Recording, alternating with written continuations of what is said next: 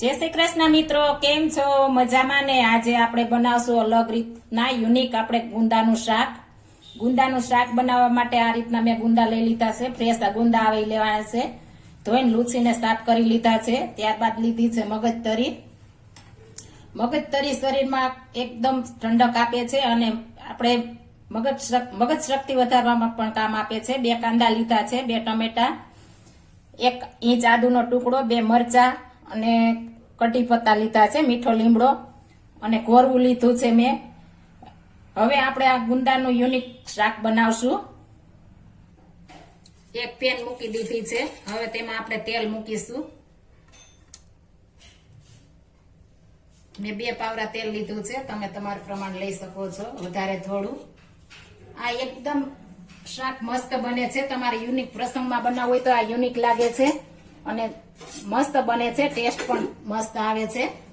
એકદમ મસ્ત બને છે. તો તમે જરૂર એકવાર ટ્રાય મારજો. આપણું તેલ ગરમ થઈ ગયું છે. આમાં કોઈ વસ્તુ આપણે ઉમેરવાના નથી. ફક્ત આપણે ગુંદા કટ કરેલા છે એ જ નાખવાના છે.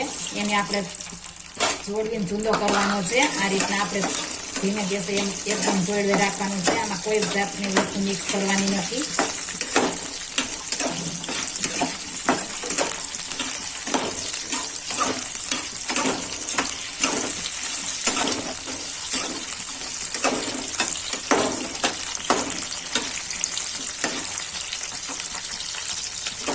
એકદમ યુનિક રેસીપી છે. હજી સુધી કોઈએ બનાવી નથી. તમે યુટ્યુબમાં જોઈ શકો છો. એકદમ યુનિક રેસીપી છે. તમે જરૂર એકવાર ટ્રાય મારજો અને ટેસ્ટ પણ એકદમ મસ્ત આવે છે. પંજાબીને પણ એક કોર મૂકી એટલું મસ્ત ટેસ્ટ આવે છે આનો.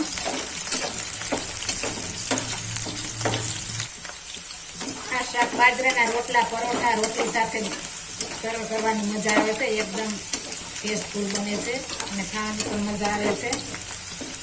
આ રીતે તમે જોઈ શકો છો. આનો કલર ચેન્જ થવા માંડ્યો છે. આપણે ધીમા ગેસે જોડવાનું છે. ફૂલ ગેસ રાખવું તો લાલ થઈ જશે અને અંદરથી જળશે નહીં આપણા ગુંદા. ભરેલ ગુંદાથી પણ એકદમ મસ્ત બને છે. જો તમારે ભરેલ ગુંદાનું શાક ખાવું હોય તો કોમેન્ટ કરી મને બતાવજો, તો હું તમને રેસીપી બતાવીશ.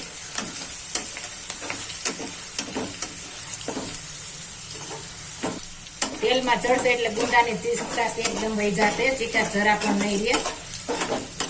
તમે જોઈ શકો છો આપણે ચેન્જ કલર થઈ ગયો છે. હવે તેને આપણે આ રીતના ભાંગી નાખશું બધા ગુંદા. એક પેસ્ટ બનાવી લેવાની છે આપણે. આ રીતના બધા ગુંદા આપણે ભાંગી નાખીશું. એકદમ મસ્ત બનાવી લેશું. તમે જોઈ શકો છો એકદમ મસ્ત આપણી થઈ ગઈ છે પેસ્ટ. એકદમ ચૂંદો નથી કરવાનો. આપણે નાના નાના ટુકડા રાખવાના છે. આ રીતના તમે જોઈ શકો છો. આપણે એક પેન મૂકી દીધી છે. આપણો પ્યુરી તૈયાર થઈ ગઈ છે ગુંદાની. હવે આપણે તેલ નાખીશું ફરી પાછું વઘાર માટે.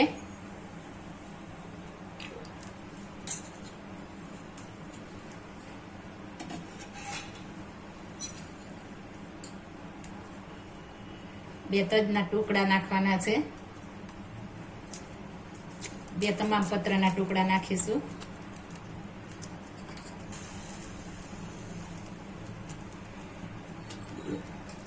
તેલ ગરમ થવા દેશું. હવે થોડે આપણે આખું જીરું નાખીશું. આમાં રાઈ નથી નાખવાની. તમે જો નાખવું હોય તો નાખી શકો છો, પણ હું રાઈ નથી નાખતી. આદુ લસણ ને મરચાની પેસ્ટ નાખી દેશું. આપણે જે બનાવી છે આ રીતના બધું મિક્સ કરી દઈશું.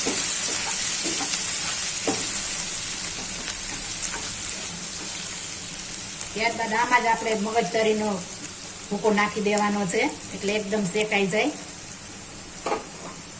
આ મગજતરીનો થી જ આપણે ફ્લેવર મસ્ત આવે છે શાકની, ગુંદાના શાકની. બહુ આપણે નથી થવા દેવાનો, આછા આછો શેકાવા દેવાનો છે. ત્યારબાદ આપણે પાછું વસ્તુ ઉમેરી દેશું બધી.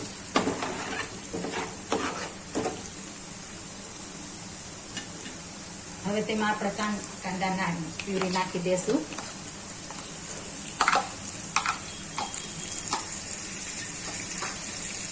મેં આ કોપરમાં ક્રશ કર્યું છે એટલે એકદમ મસ્ત બને છે. આપણી પ્યુરી મિક્સરમાં કરીએ તેમ ટેસ્ટ નથી આવતો એટલા માટે મેં કોપરમાં કરી છે. હવે આને આપણે થોડી વાર ચડવા દઈશું.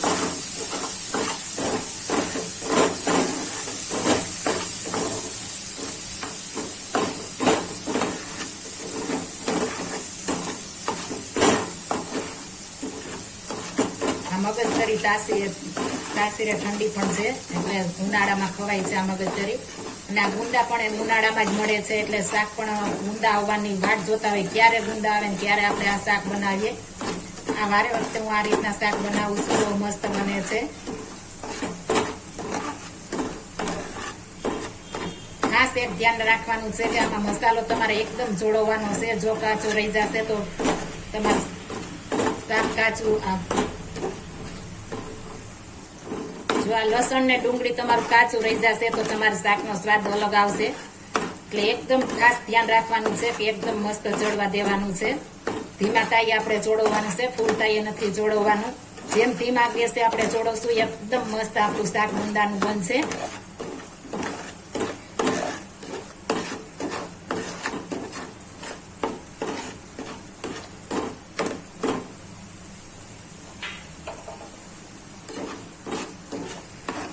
જોઈ શકો છો આપણે ડુંગળીનો કલર ચેન્જ થઈ ગયો છે. હવે તેમાં આપણે ટમેટાની પ્યુરી નાખી દેશું અને લીમડો હું ઉપરથી નાખું છું. તેલમાં નાખીએ તો એની સુગંધ એકદમ નથી આવતી. આ રીતના પેલા આપણે મસળી લેશું લીમડાને, ત્યારબાદ નાખશું એટલે એકદમ મસ્ત ફ્લેવર આવશે આપણા લીમડાની. જો તમારે તેલમાં નાખીને કરવું હોય તો તેલમાં પણ નાખી શકો છો લીમડાને. આ રીતના બનાવશો તો એકદમ મસ્ત ફ્લેવર આવશે આપણા શાકની અને એકદમ યુનિક થાય.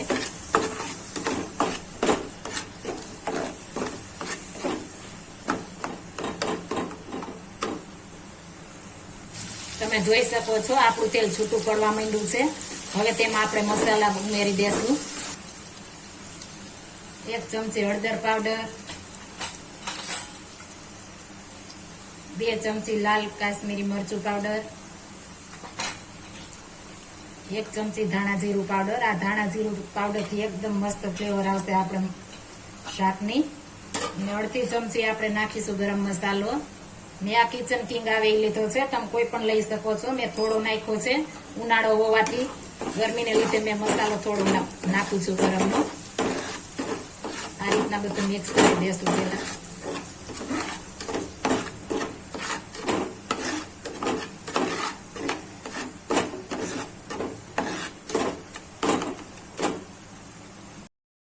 વીસ થી 25 સેકન્ડ માટે આપણે એ ધીમે ગેસે ઢાંકીને રહેવા દેશું એટલે મસ્ત બની જશે આપણી ગ્રેવી. 25 સેકન્ડ થઈ ગઈ છે. હવે આપણે જોશું એકદમ મસ્ત બની ગઈ છે. ફ્લેવર પણ મસ્ત આવવા માંડી છે. હવે આપણે આમાં સ્વાદ પ્રમાણે નિમક ઉમેરીશું.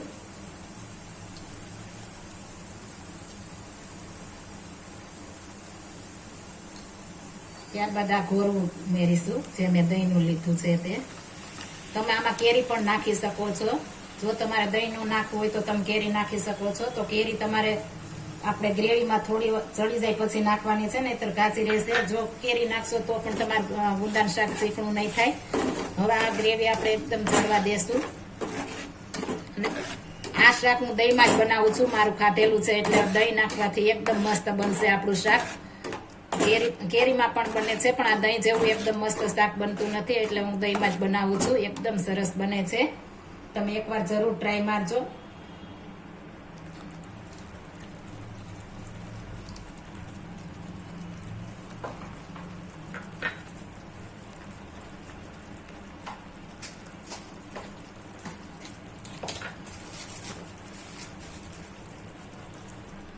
હવે આને આપણે 25 થી 30 સેકન્ડ સુધી ઢાંકીને રહેવા દેશું એટલે એકદમ મસ્ત આપણું શાકમાં ફ્લેવર બેસી જશે.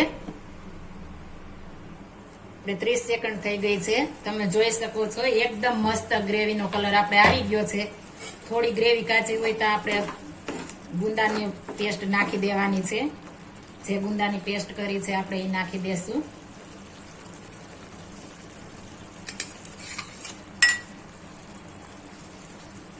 આ રીતના બધું મિક્સ કરી દેશું.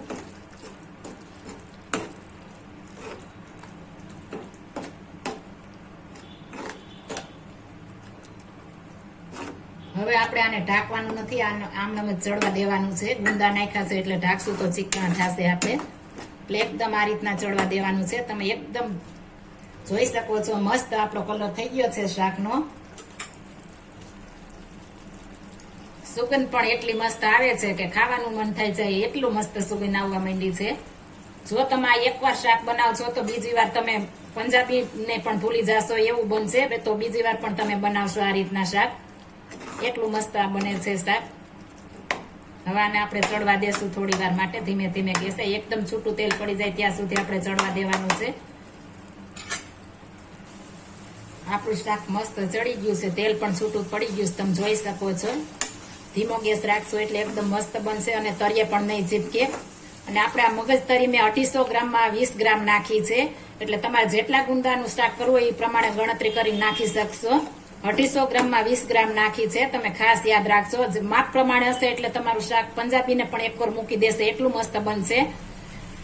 હવે આપણું શાક ચડી ગયું છે. હવે આપણે એક બાઉલમાં કાઢી લેશું. એકદમ મસ્ત આપણું શાક બન્યું છે, તમે જોઈ શકો છો. એકદમ યુનિક છે. જરૂર એકવાર આ રીતના ટ્રાય મારજો. જો તમને તેલ વધારે ખાતા હોય તો વધારે નાખી શકો છો, પણ મેં ફેટ ફૂલ દહીં નાખ્યું છે એટલે ઘી બની ગયું હશે. એટલે થોડી વાર થશે એટલે એકદમ મસ્ત આપણું શાક બની જશે. તમે જોઈ શકો છો એકદમ મસ્ત આપણું શાક બની ગયું છે. રસાદાર મસ્ત બની ગયું છે. જો આ મારી રેસીપી પસંદ આવી હોય તો મારી ચેનલને લાઈક, શેર અને સબસ્ક્રાઇબ કરી દેજો. ફરી મળીશું નવી રેસીપી લઈને. જય શ્રી કૃષ્ણ.